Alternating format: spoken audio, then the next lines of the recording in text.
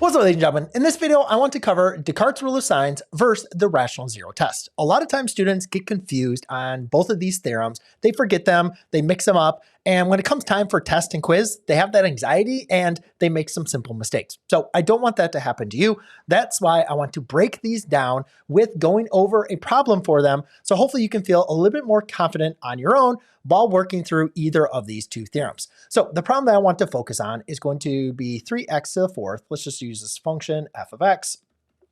3x to the fourth minus a 4x cubed plus 8x squared minus 6x, and then let's do a plus 12, right? So those of you know that are doing the rational zero test, you know I just added some great fun to myself.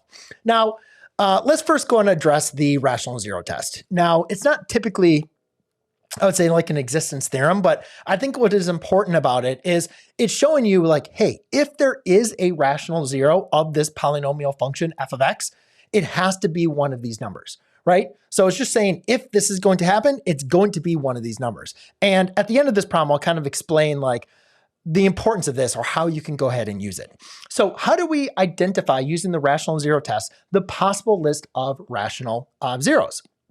And again, notice the word I'm saying, possible rational zeros.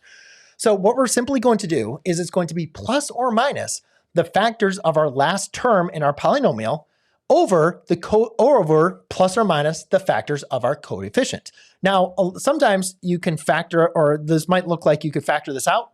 If you can, just factor it out and redo the rational zero test. But you can see that 3 is not divisible into 4 or 8. So we have to deal with the factors of 12 and the factors of 3.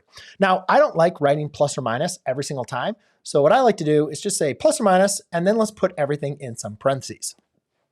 So let's just go through the list of the factors of our final term, our constant here, of 12. So that's going to be all the values, all the numbers that evenly divide into 12. So we got 12, we have 6, we have 4, we have 3, we have 2, and we have 1.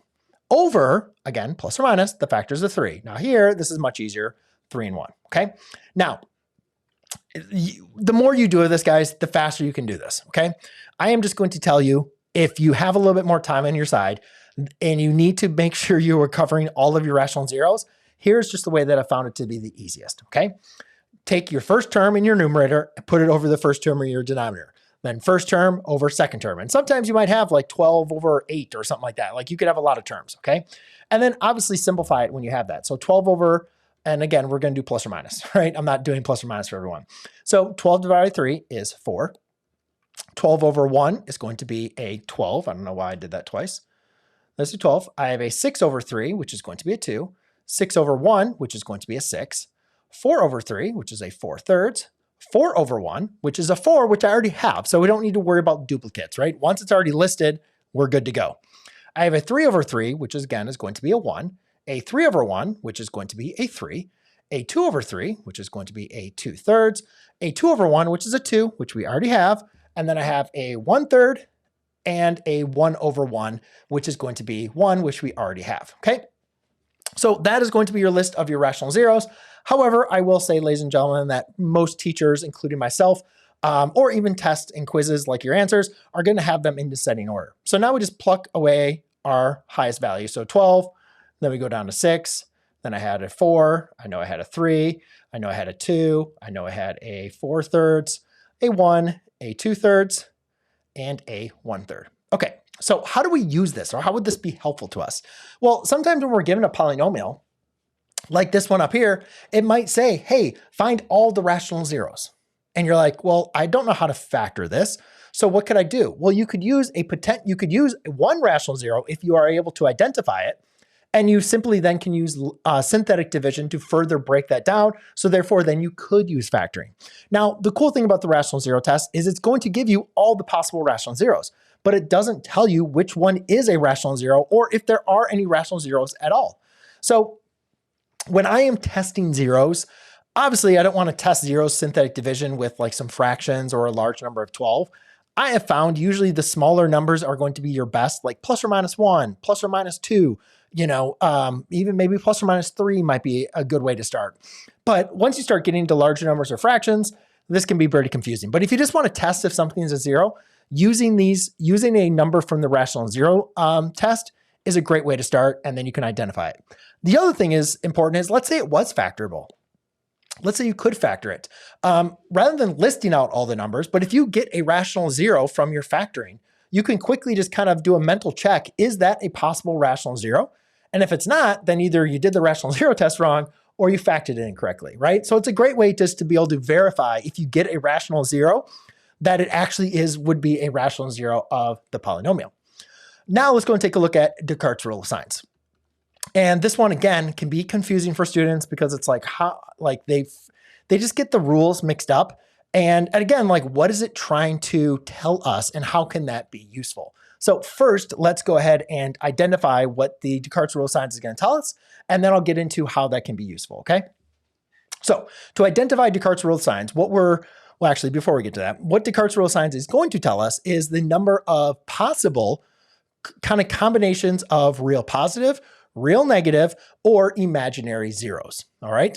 So to identify, we're going to look at each one. We're going to do positive, negative, and imaginary, okay? Now remember, imaginary zeros always come in pairs, right? X minus I, X plus I, right? So if you have one imaginary, it always has to come in a pair. So that's why there's a simple rule that we're going to follow in here to identify all the combinations, okay? So to identify the number of positive, it's really simple. All you're simply going to do is identify the number of sign changes in your polynomial. So when you go from a positive to a negative, that's 1. When you go from a negative to a positive, that's 2. Positive to a negative, that's 3. And negative to a positive is 4. So we have, I'm actually going to bring this down a little bit more. For the number of possible positive real zeros, we could have 4. But that's not the whole story. We don't know if it's 4. That's just the maximum number of possible real positive zeros we could have. That's the maximum number. But it doesn't, Descartes' Rule of Signs does not tell you that it's going to be 4. It says that's just the maximum. It could also be 2 minus that, right? Because if you had an imaginary zeros in there, remember they come in pairs, right? So you'd have to subtract 2. So it could be 4, it could be 2, or it could be 0. Okay, we don't know. But we do know it's either going to be 4, 2, or 0. That's what we do know. Now, the next thing is let's go and identify the negative pair or the negative rational zeros. To do that, I'm going to input f of negative x. So we got to identify what would f of negative x be and then count the number of sign changes. So remember, whenever you take a negative and raise it to an even power, it's going to be positive. So negative x to the 4th power is a positive x to the 4th times 3 is a 3x to the 4th. This is going to be a negative, but times a negative is going to be a positive. This times a negative becomes positive, so that's still a positive. And negative x times negative 6 is going to be a positive 6x and plus a 12. So what the cool thing is, notice there's no sign changes, right? It is no sign changes at all.